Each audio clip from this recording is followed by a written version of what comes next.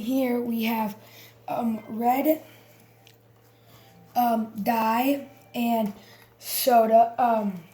We're gonna put baking soda, and right now in there's vinegar and dish soap, and you just put some baking soda in.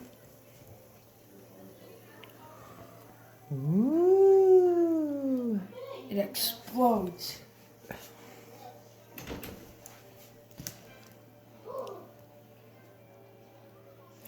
And then this would be a shield volcano, because a Calan volcano, it would shoot out, and shield volcanoes just go down the cracks. Mm-hmm.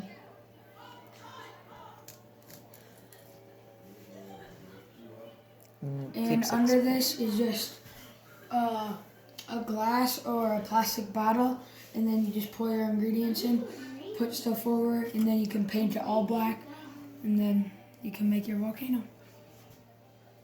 Very good.